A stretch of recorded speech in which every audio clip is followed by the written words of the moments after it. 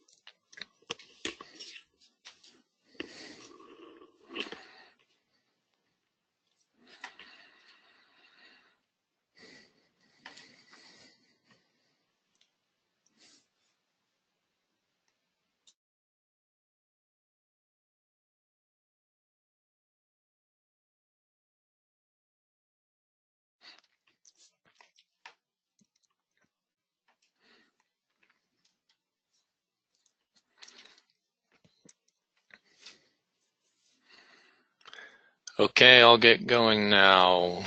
Good morning, everybody. Thanks for joining us today for our weekly webinar. This is Chris Cowan from Ozen Engineering. I have joining me Ahmed El-Gondor from Ozen Engineering also, Bryan Newbrite from 3D Systems, and Eric Young from 3D Systems as well. Today we're going to be talking about heat sink thermal analysis and 3D printing. First, I'm going to take a moment to introduce our companies. Again, I'm Chris Cowan with Ozen Engineering. We're a company that's focused on simulation. We use finite element analysis and computational fluid dynamics to solve multidisciplinary, multi-physics problems. I'd like to take a moment to brag that we are most recently selected as the ANSYS Channel Partner of the Year for the Americas regions, North and South America, and we are an ANSYS Elite Channel Partner. As an ANSYS Channel Partner, that means that we sell ANSYS software, we provide technical support for our customers, and we provide engineering consulting services. So if you have a project that you're interested in getting solved, please feel free to contact us. We work with physics, fluids, structures, electronics, multi-physics, combination coupled multi-physics, and optics. And we offer cloud services, a couple different formats that we would be happy to speak with you about. And we also deal with collaborative design tools for using virtual reality. You can see here our webinar schedule. Today on May 23rd, we're talking about heat sink thermal simulations. You can see on the left columns upcoming webinars that we have. We'll be happy to have you join for those. If you want, you can register on our website at ozeninc.com/training. You can go to the events section on the ANSYS homepage, and if you're interested, you can register on our website for our to subscribe to our newsletter that we send out monthly with announcements about these webinars. On the right side of the screen, you can see recently completed webinars. Those recordings you can find on our website, ozeninc.com. You can go under resources to webinar library, and you can watch these videos. So we'll be happy to hear from you if you have any questions or want to discuss in more depth any of these topics. You can email info@ozeninc.com. You can call us at 408-732-4665, and you can find us find our website. One thing I'd like to say is that ANSYS has recently introduced a cloud service. It's currently functional with ANSYS Mechanical and Fluent CFD, and in the most recent update, 2019 R2, it's also functional with electronics, meaning Maxwell and HFSS. This is a nice turnkey solution that allows you to work on your desktop and submit solve to the cloud and then return results. It's fully integrated, obviously perfectly integrated with ANSYS. And if you're interested in more information, please call us to talk about that. Okay, our first presenter is Ahmed El-Gondor, working with Ozen Engineering. He's got his BS from Cairo University in Mechanical Engineering. a master's in mechanical engineering from University of Illinois Chicago, and same with his PhD. Ahmed, for our customers, if they call for technical support, they're likely to speak with Ahmed if they're calling about structural, thermal, dynamic type analyses. Our second presenter will be Bryan Newbrite. He's with 3D Systems in San Diego, and he is an advanced aerospace applications engineer with 10 years of application engineering experience. So a bit about 3D Systems. I'll turn this over to Eric Young. Hi, good morning, everyone. Just want to give you an overview of 3D Systems. We have one of the broadest additive manufacturing and end-to-end solutions portfolio. For the top portion, you will see a range of our 3D printer from a consumer product or the mid-range level, range between plastic, wax, and metal all the way to the right.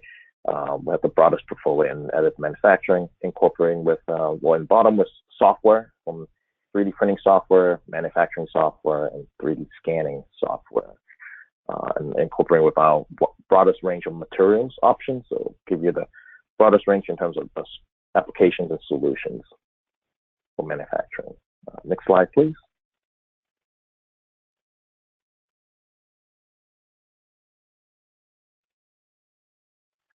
Oh, next slide. Oh, yeah. So just since we're talking about more about metal, we have one of the broadest from flexible, small prototyping metal machines all the way to production factory modules for high volume productions. So we have one of the broadest range, variety of size and materials. Next slide.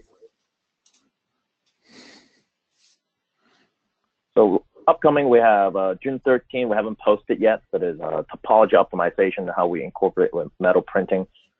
Currently, we want to have parts that are being optimized and actually flying in space today. Definitely want to talk about that in our following webinars. And we also have an open house at our Berkeley facility, our 3D System facility, on June 19th. Anyone here is welcome to join. Please speak with us after. We'll get you the contact info and address. Next slide.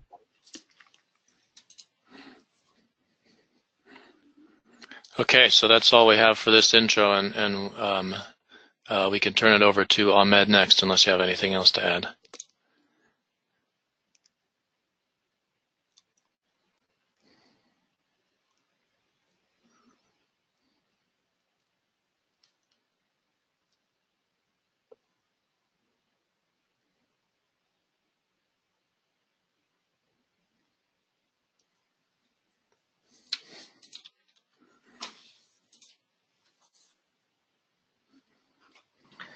Okay, everybody. Hello, this is Ahmed El Gondour.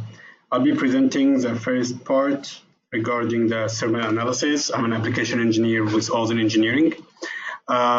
Today, we're going to speak about Heatsink Modeling and in the different soft tools in ANSYS.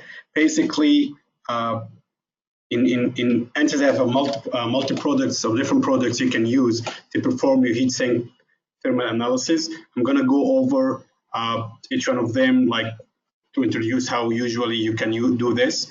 We have ANSYS CFD, Fluent. You can also do it in CFX. ANSYS Icepak, DiscoveryLive, and ANSYS Mechanical. In any of these softwares, there is a particular procedure that you have to follow if you want to do your analysis. Typical FE analysis, you start by importing your geometry. Either you have the geometry like prepared on any of the CAD softwares, or you can create your new heatsink inside one of ANSYS products. Second thing is to create the mesh with settings that you think is the most accurate based on your model and size, so you can have accurate results. Third step is to start defining your loads and boundary condition by defining the thermal properties on your geometry, like temperature, heat flux, etc. The last step is solving your problem and post-processing. You can always look at your model using different post-processing tools, contours, or like streamlines, etc., that help you to investigate the results and understand your model in better way using the post-processing tool of the software you're using. So we'll start with Fluent. Fluent is one of ANSYS CFD tools. There is also CFX. It's a really strong CFD software that you can use to solve your simulation for fluid or for thermal, like Heatsink in our case. With Fluent, you basically import your geometry, and then you start creating your mesh either using ANSYS Mechanical, or now with a new feature in ANSYS Fluent that you can start using Fluent Mesh, which will facilitate the meshing for you in the same GUI. Also now with Fluent Mesh, there is what's called Mosaic Mesh, which will help you to create polyhex core mesh. The main advantage of this kind of mesh, it produces less amount of elements, but high solution accuracy. And what you can see on the right here, that's usually how it looks. You'll have a poly elements at the boundaries, but in the middle, it's hex element. And that's why it's called poly hex core. So in Fluent, you start by the geometry, the mesh, and then you start providing your properties, thermal analysis, defining the thermal properties of each of your boundary conditions. You can define heat flux, you can define temperature, convection, etc. You provide the main data based on your model using Fluent interface. As I said, now there is a new Fluent that will have only one GUI that will start from importing the geometry and then up to the post-processing. You can do the geometry, the mesh, boundary condition, and solution, as well as the post-processing, as well, looking for the temperature or any other output you are interested in. ANSYS Fluent, you can also use the result coming from Fluent to use CFD post, because a lot of users are familiar with it, but now you can also create your post-processing in the same GUI as I said before. Second tool we can use for Heatsink thermal is Icepak.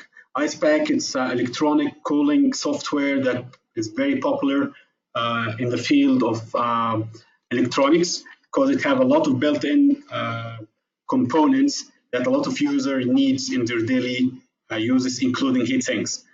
We can see here on the right, this is a primitive heat sink. If you want to import a predefined heat sink, you can just click here, and there is a big library. As you can see here, that's only part of it with a commercial heat sink you can use. Otherwise, you can import your CAD, and there is a connection in Splayed, which is ANSYS CAD tool, to simplify whatever CAD you have, so it can be easily recognized inside Icepak, which facilitate the process. So once you import the geometry, you can define the mesh there as well. Another thing to add here is very important, that in Icepak you have a variety of, as you can see here, a variety of heat sinks type based on the fins, the type, the extrusion, and the shape as well. As you can see here, there is a lot of shapes. All of these are built in Icepak, or you can just create it there. Or, as in the other softwares, you can just import your CAD and just use whatever geometry you are working with.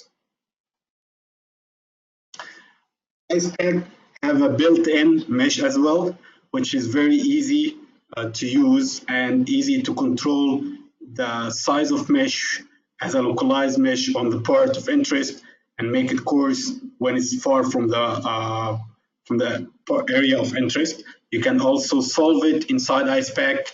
And by the way, Icepak solver is based on Fluent, so it's a really strong solver. So Icepak have the same accuracy for the solution compared as Fluent when it comes to the solver.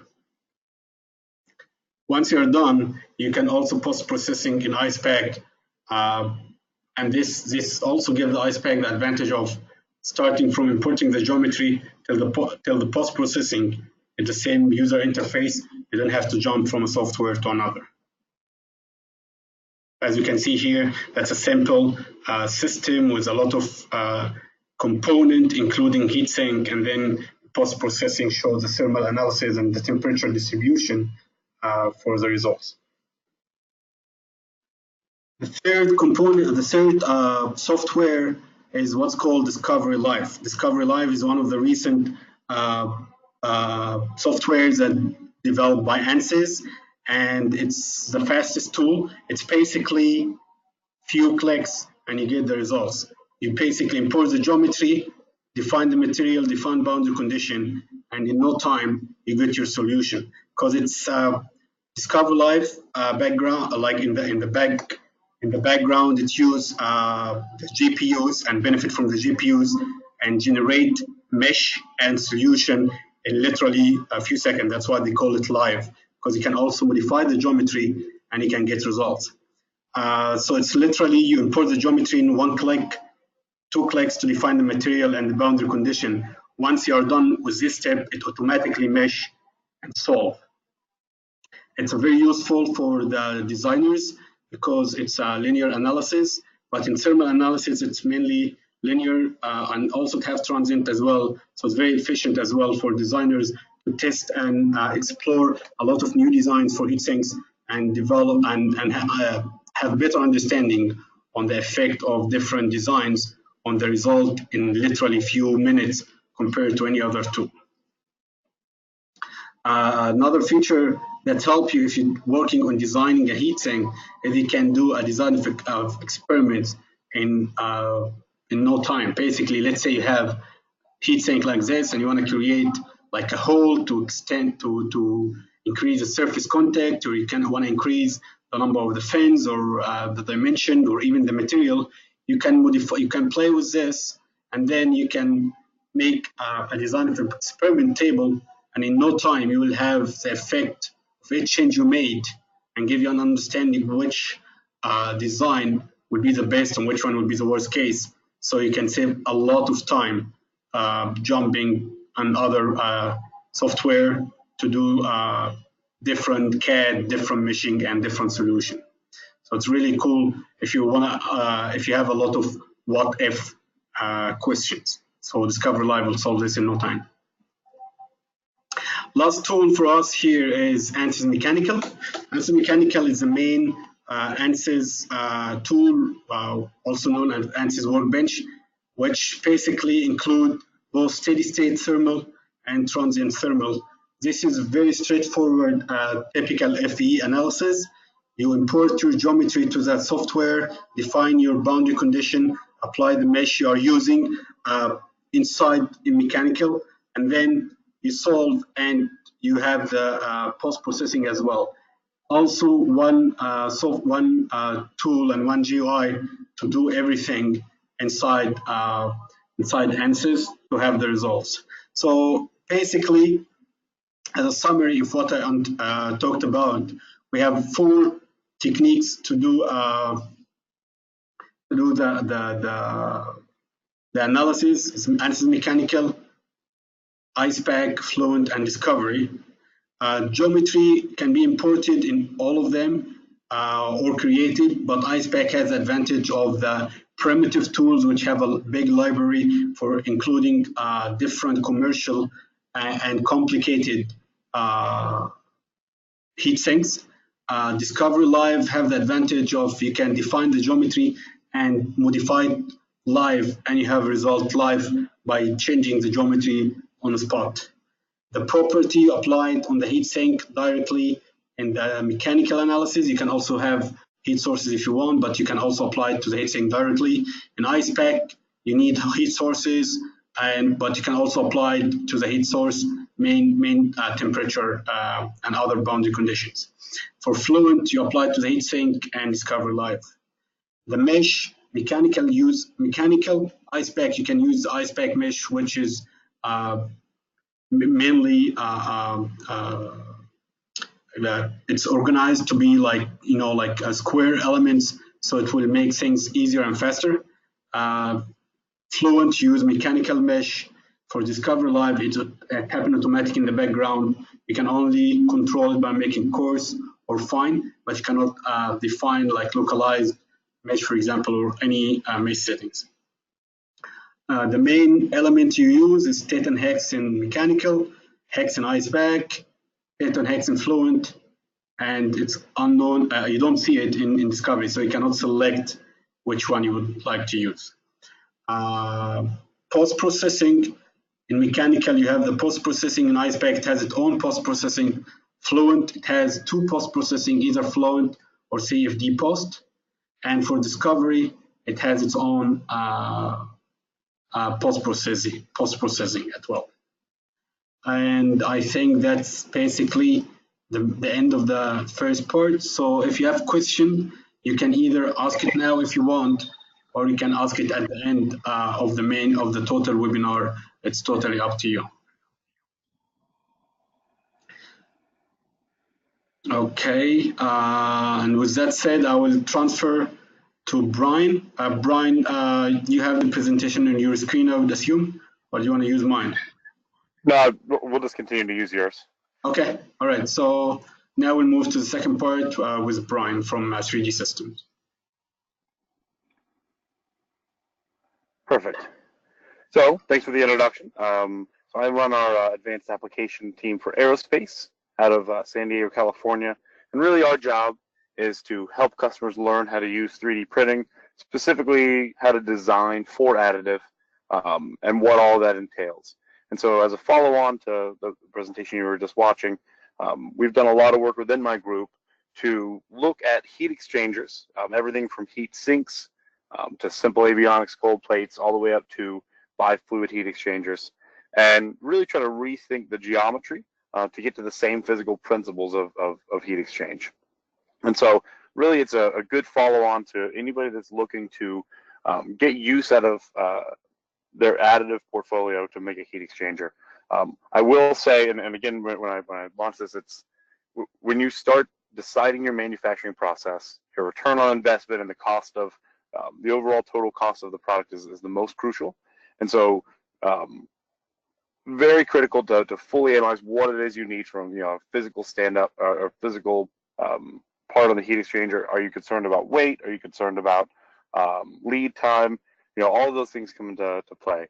So we go to the next slide, and we'll talk about that a little bit before we really dig into the details. Next slide. Yes. Yeah.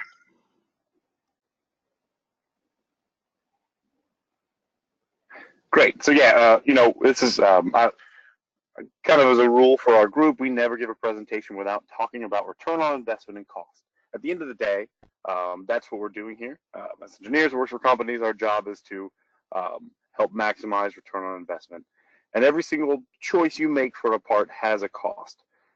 So instead of reviewing additive from the standpoint of how much does it cost to make the individual piece part, it's very important to understand that since you really are squishing the supply chain all the way from just foundry level to the to final inspection, just looking at manufacturing costs is really only a small portion. And so if you think about what does a product cost you to bring to market and maintain, you've got your design and iteration costs, you've got your functional manufacturing costs, you've got the part lifing cost itself, how much is it failing in the field. In that, some of those things are a bit hard to put a finger on, brand impact, things like that when you have part life failures. And then how much does it cost to repair and place it? For the aerospace field, it also matters quite deeply how much is the flight deployment and total time and the time to market cost. So all of those things kind of rolled into one are what I want you to think about when you start going down the path of deciding if you need to use additive in general or specifically for additive for heat exchange. So next slide here, we're going to focus a lot more on what do we call manufacturing costs, because it's easy to say, okay, you get a call from a customer, they'll call us up and say, here, I have this part. What will it cost me to make it? All in. it's very important to understand that if you start going down that path, you've got choices to make in the design of that component and how it's built on the platform and what types of machines you're using. And so it's not as simple as saying this part costs X. You really need to consider what type of machine is this built for. Specifically 3D systems, for metal, we use powder bed fusion. But often powder bed fusion, if you don't need material properties that are fully dense, and if you don't need accuracy that's better than maybe 5/5000ths of an inch, then likely powder bed fusion is going to be too much machine for you and therefore cost more. So thinking through those things are critical. So you look through, you got machine operation, like what kind of backing gas does it use, how much power is used. You go on to powder in general, where does the powder manufactured? In a major way, you've really brought and drugged the foundry in to your design office. And so it's very critical to consider that you're not starting with a billet and then moving forward. You're actually starting with a billet, powderizing it, and then going back forward. And so this really is, these parts of the additive manufacturing itself generally tend to make it so that it's a more expensive process, apples to apples, than a lot of subtractive manufacturing. You also have to consider powder recyclability. How much that powder can you reuse, and what does reuse mean? And so if you look at the graphs I have on the right, if you could play that small video on the bottom, if you're using a non-vacuum based system, what's happening is really all a metal powder bed fusion system is a very, very intricate welder, right? And so if you think through the welding process, some of the most critical parts of the quality of the weldment is going to be how much oxygen is at the surface. And so if you're using a machine that doesn't have a vacuum-based system to eliminate the oxygen from the atmosphere, you're usually operating around 500 to 1,000 parts per million. With our 350, we've kind of geared our machine to go past that, so that we are using and always running at 25 parts per million or less. So about 20x lower oxygen. What this does, and the reason I kind of wanted to lay that out, is it makes your powder fully chemically recyclable. So running at that higher oxygen content, every single time your powder will degrade from a fatigue standpoint, from an elongation of break standpoint, from a weldability standpoint, as it uptakes oxygen each build. And that needs to be built into your understanding of the cost. So if you can't use your powder to extinction, you need to build an engineering department that's set up around taking samples of each batch and then continually remixing and sieving and doping the powder to maintain kind of some reduced mechanical properties. That can be a significant cost to manufacture, especially over the long term. So unfortunately, we don't have a tremendous amount of time. We could probably spend forever just on how to pick parts and how to really start pulling these different levers. But what I want to, really the takeaway here is to be aware of those things. Be aware that when you look at the individual piece part cost, a poorly designed for additive part versus a well-designed for additive part can really make the difference of tenfold on cost. Right? If you design it poorly, where you have to do a tremendous amount of post-machining, or where you have a tremendous amount of warpage and other near net shape, you can very easily go 10x on your overall additive manufacturing costs and then make it not a viable product. So lots of control, way more so I would say than in the subtractive world, over what your component can cost through design. And then finishing all of this, there's always qualification factors to make sure the machines and the piece part component are qualified, as well as post-processing. It's another thing that is a common misconception, even if you don't realize it in the industry here, is that this is not a Star Trek replicator, right? It's not a machine that you can put in any sort of geometric file and it spits out an exact copy of that. It's an industrial machine that if you need seal surfaces cut, or if you need a certain roundness tolerance, or you really need to put some hole locations in that are tighter than 2/1000ths of an inch, those are things that will require post-processing machining and can make up a significant part of the cost. Okay, so that's I'm going to leave the cost equation at that. Before I continue, is there anybody that has a question with regards to additive manufacturing costs and how you calculate ROI? Because I feel like before we go too far, it's very important to consider those, because it's kind of, you'll see it in our the rest of the presentation. It's kind of the crux of what has led to our new design. great. Feel free to interrupt if it does come up. I'm going to the next slide. So now what I want to talk about is how can we optimize heat sinks for additive. So I can't tell you how many times in our office we end up getting people that want to come in with just straight fin heat sinks. I think you referred to it perfectly earlier as simple geometry, where you just have fins. Sometimes they're splayed, but you really get uniaxial flow from if you're using convection to cool, and you don't get, it's designed to be the cheapest way to make a heat exchanger you need. It's very simple to have cut fins in an aluminum, and then either cut them out of a direct block with rapid manufacturing or braze them on. Doing that same technique in additive doesn't make any sense, right? The reason it's done in subtractive manufacturing is because through time we've developed that that's the best, cheapest way to get the most out of our heat sinks where we need them. So fast forward to here and take a look at how we walk through designing a heat sink for additive. If you look at this component, what you're seeing there is instead of using fins, we've got pins, right? And so it's actually pretty common physics knowledge. There's lots of scholarly papers on this, that using a pin and then splaying those pins out from a central point allows for omnidirectional flow and really helps improve in even a convective environment the heat exchange. Now we've also added a few other design features. So as you kind of look at this part, you'll see small little pinholes going up the sides of those channels. That's because those pins are hollow. So this is why we kind of refer to it lovingly as a chimney heat sink. So what we've done is we've taken the concept of splayed pin fins that are hollow with slightly augmented internal geometry. So we're essentially forcing the very top of each chimney piece to be at a lower pressure than the base, which is heated up.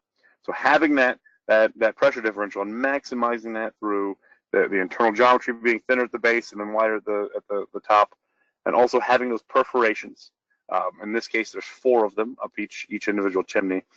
All of those design features added together can induce convection, right? So as it sits there in a perfectly stagnant environment, because you've really tipped the scales of essentially your Bernoulli's equation of how are you going to pull heat off the platform, it makes it so as you look at this piece, you've got some very tall stems sticking out of the top of each one of those chimneys, and that's the kind of the convective force pulling from the base plate.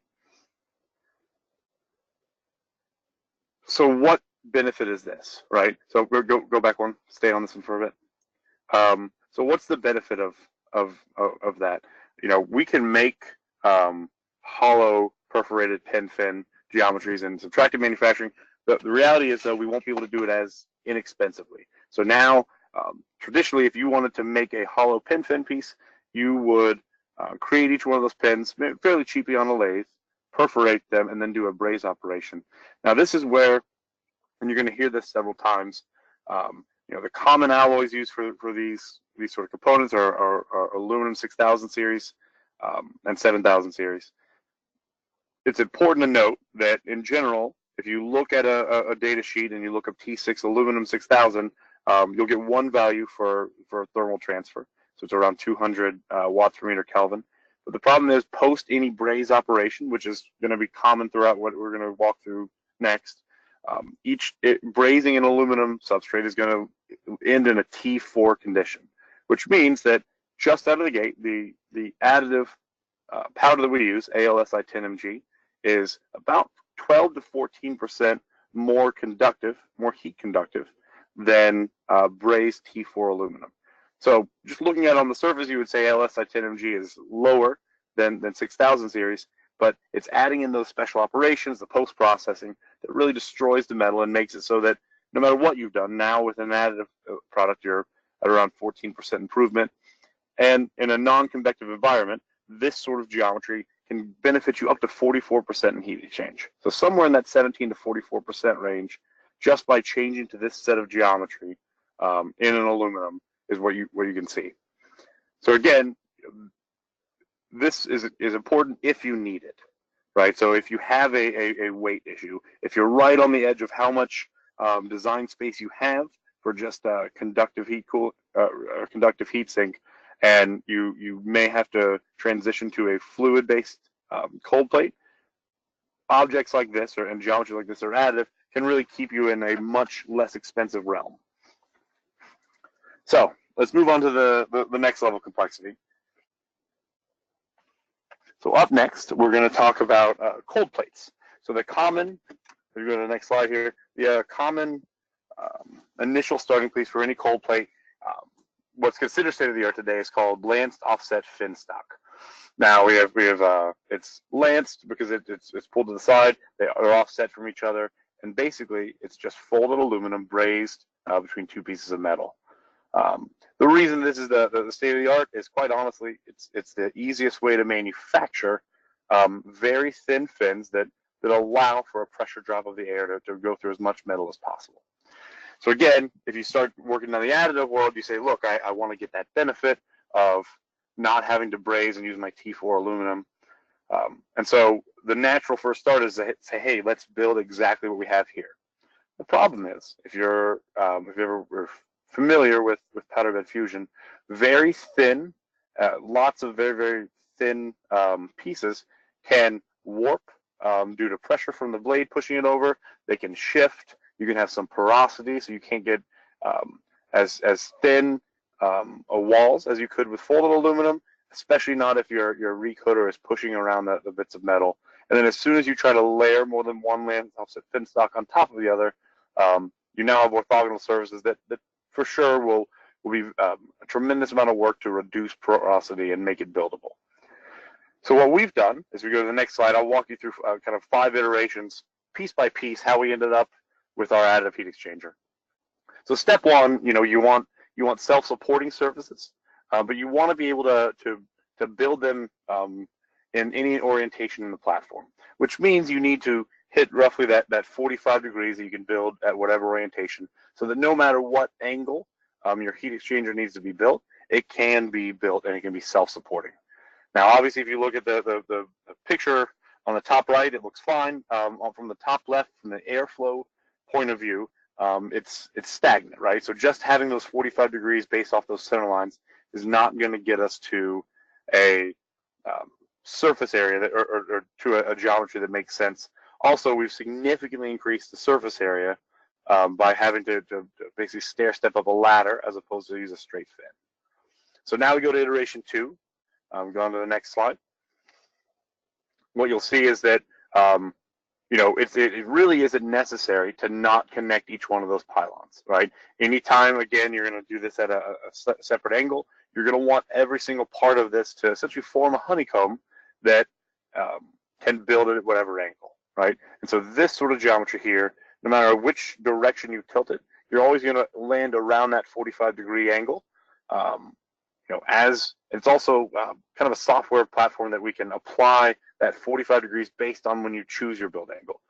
Hard to iterate enough how critical it is to consider the angle of build when you're designing these components.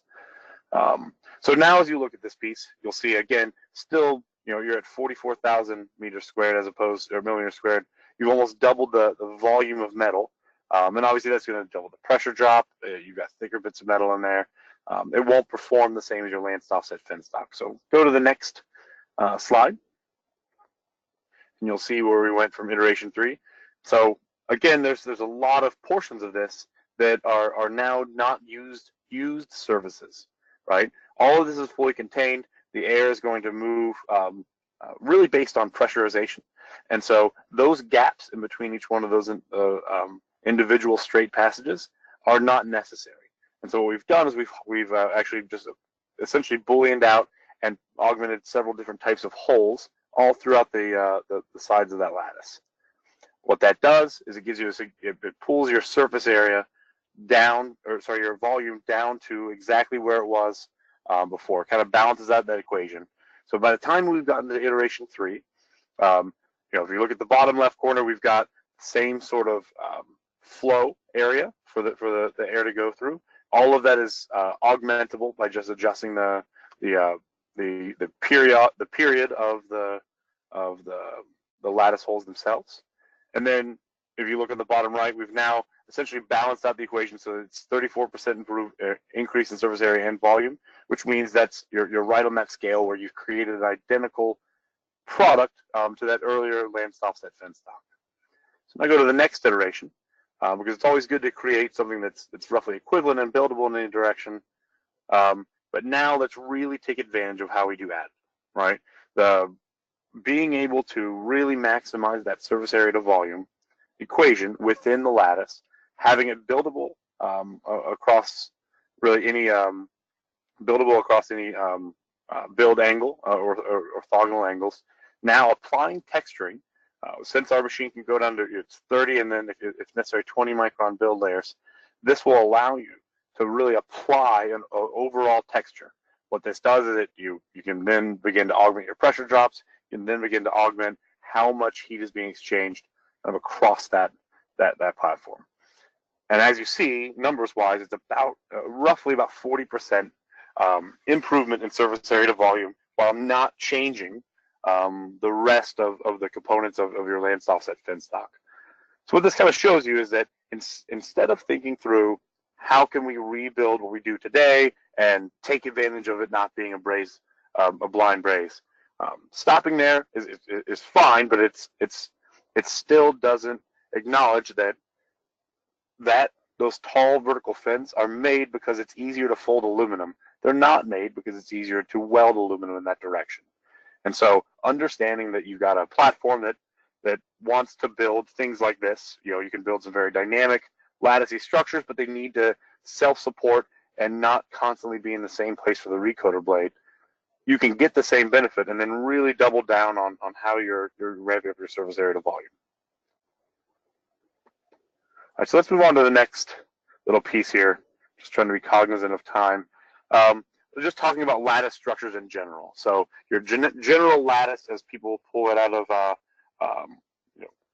whatever your CAD package that you're using is really quite simple, just stick lattice, right? And then you end up buoying out from into the central point and have hanging pieces on the side, really just a very clunky style lattice. So if you can hit the play button on that of it, this is kind of a first step look. Now, just I don't know if the video. Sorry, go back to the last slide and hit play. It's a video. Yeah, sorry. There you go. Just kind of showing you well, details. The next few slides are like that. Keep in mind when you're creating like a lattice structure like we just went through, every single surface needs to be self-supporting. So you can't have hanging pieces of metal that don't have metal underneath them. And so using a whole cell lattice designed for additive, this is one of the options that we have in 3D Expert, that allows people to only build a lattice that can self-support and won't have any hanging portions to it, right? This is the fundamental basis of how we designed our cold plate, and really it's the thought process on how we can design our double fluid heat exchanger.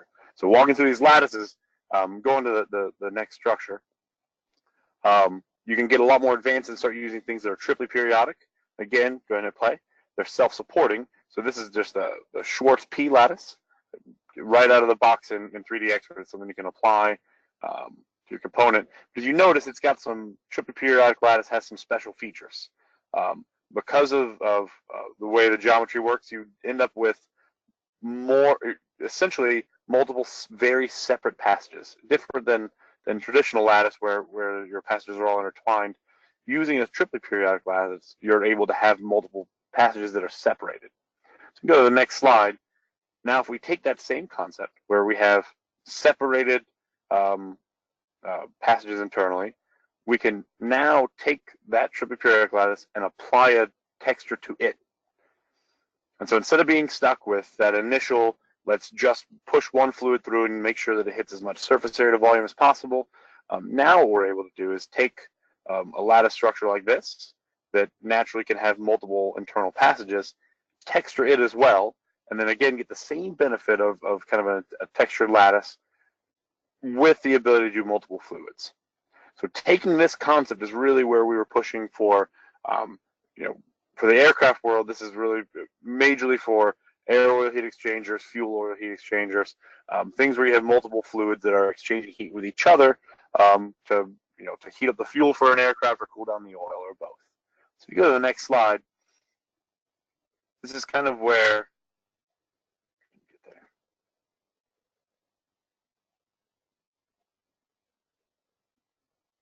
so I'm not sure if it's lagging. Give it 1 second here. It won't make sense if I talk about it without you being able to see it. Here. So now we've kind of taken that and put it all together and called our design for additive heat exchanger. So if you look at that piece on the base there, and we have it put it in plastic now for kind of some fluids review, and then working towards building the full metal piece. We've taken that triply periodic lattice with texture, rotated it around a central axis, and now we have 2 separate passages.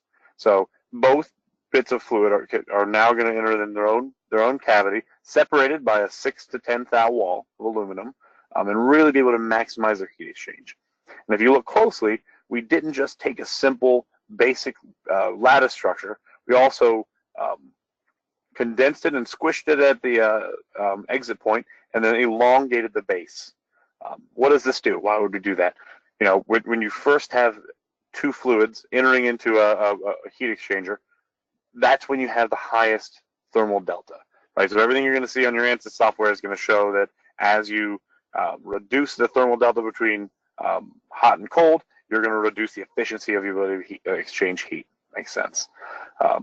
To even that out and get the most benefit out of your component, we don't have to be stuck with an even distribution fluid exchange. We can start at an entry point with some of that heat only being exchanged just wall to wall with thicker fluid passages, and then as the fluid flows through the heat exchanger, begins to lose that heat differential, you can force it to stay longer, amp up that pressure drop, and then really reduce the cavity size, which allows the fluid to really eke out the last bit of heat exchange. Lots of applications for this concept. Normalizing heat distribution over the course of a part has tremendous benefit on part lifing, has tremendous benefit for engineers that are doing their best to really make worst and best case assumptions. Really being able to distribute that heat evenly gives you everything from efficiency to just kind of life of the product in the supply chain. And so I'm going to stop there for a second. We're about wrapped up here.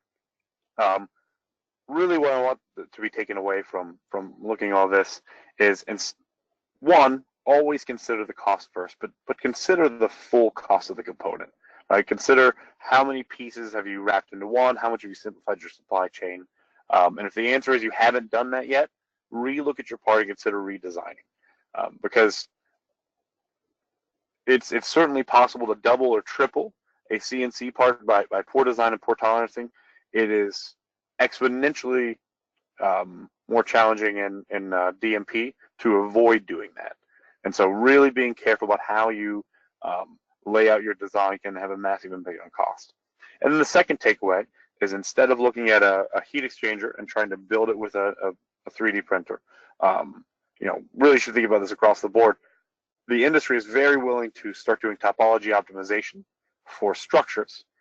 We now need to start considering that instead of trying to build the same old heat exchangers we've had for 80 years, we should consider really throwing out those geometries because they're based on subtractive manufacturing, and just try to figure out what's the best way to get a pressure drop through a system with the maximized surface area to volume ratio to get the best heat distribution.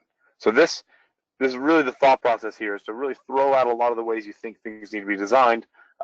Those rules, a lot of them don't apply in additive. However, other rules do apply that are very necessary to kind of design around. So that's it. If you want to go to the next slide, you'll see my name and number. But at the end of the day, really considering that redesigning totally for additive and thinking through how much more impact you can have just on the overall cost of investment or return on investment is really critical. It's part of the reason my group at 3D Systems exists. Our job is to work with customers who have a challenging product, or they think they have an idea and they think that there's a way we could additively manufacture that. Working with my group in San Diego, reaching out to my team, we kind of serve as both a design and education function, so that when a customer wants to redesign a component, we don't just redesign it for them and throw it over the wall. We actually do it iteratively with up to 4 or 5 of your engineers, so that as you see the process be completed, you learn from it yourself. Our goal is not to be a design house, it's to be an education house. And so really educating people on what kinds of rules you should and shouldn't follow for design for additive. And then at the end, spitting out a product that's also usable, we think is very beneficial to kind of using this technology going forward. Anyway, thanks for listening. Any questions, we'll be here to answer. Thank you, Bryan. If anybody has a question, please either type it in the chat or unmute yourself and ask your question.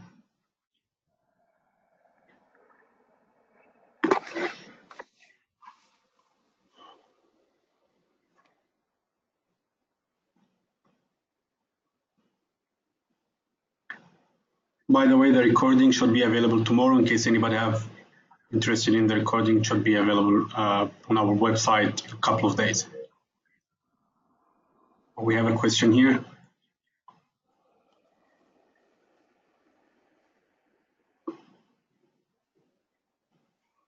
So Bryan, we have a question here. It says, what software do you use to make the textured triply blended surface? Yeah, that's a good question. So we use several softwares to kind of generate that. Initially, whenever we're working with a thing like a Lattice, it's easiest out of 3D Expert because it really gives us very easy to access Lattice. That's not, I guess the best word I could think of is clunky. Easy to manipulate on the screen and use. So we start with that, and then actually that iterative process you saw to texture it, I believe was all just done in a Rhino, ZBrush. So just a ZBrush just to apply a texture to the outside. The trick to getting it to rotate about an axis and getting some data control over how wide and those passages are, you really need to go to some sort of a little more programming software like a Grasshopper, or starting with a Rhino and SDL and then using Grasshopper to kind of program those gaps. What I can tell you is that it's pretty complex. It took several of our engineers to kind of build those things. If you've got applications for stuff like that, you can reach out to us, and we're happy to walk you through how we would go about designing those things and kind of teach you where we're at.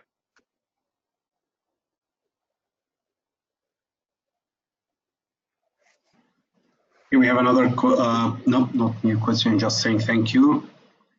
Any other questions? You can please type it in the chat or just unmute yourself.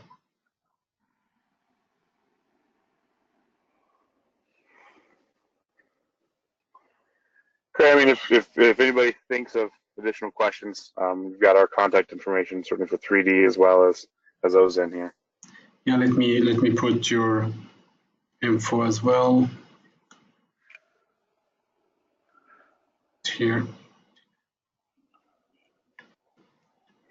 So here's Bryan email and number.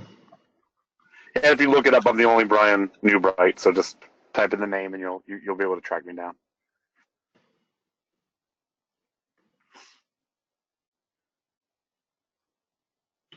Any further questions?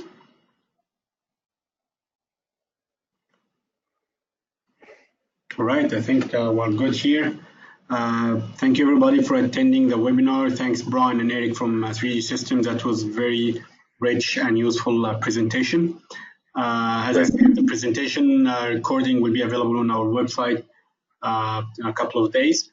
Thank you, and feel free to check our website for the coming up webinars, and feel free to register in as many webinars as you want. Thank you again, Bryan and Eric, and thanks everybody, and have a great rest of the day. Thank you. Thanks, Tim. Thank you. Bye. Cheers.